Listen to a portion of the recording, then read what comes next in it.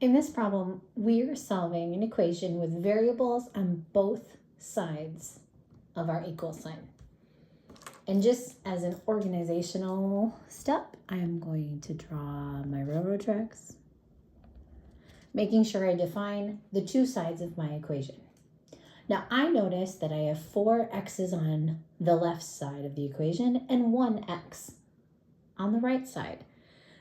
It is easiest to bring the x with the lower coefficient to the one with the higher coefficient.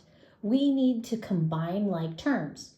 But in order to do that, I need to undo what's being done.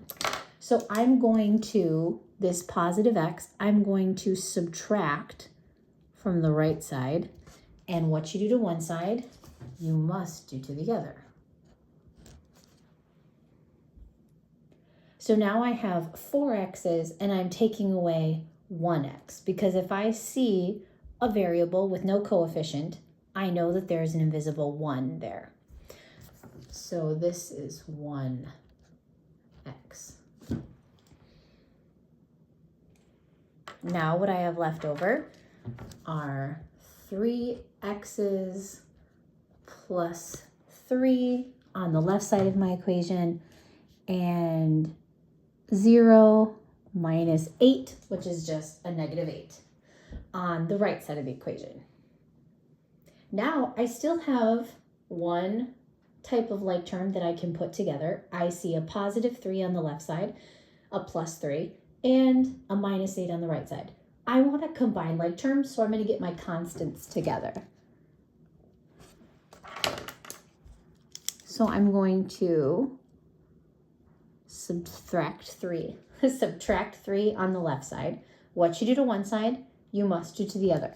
I am simply combining like terms, but I have to use the rules that I know of solving equations. If they're on opposite sides of the equation, we have to keep it balanced.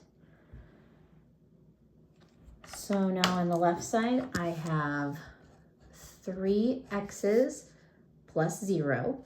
Positive 3 minus 3 is 0. And on the right side of the equation, I have negative 11. I see I still have a coefficient attached to my variable, so I need to undo what's being done. This is multiplication, so I need to divide. What you do to one side, you must do to the other. 3 divided by 3 is 1. Those cancel, leaving me with just x equals negative 11 thirds. 11 is prime, 3 is prime. It cannot be simplified anymore.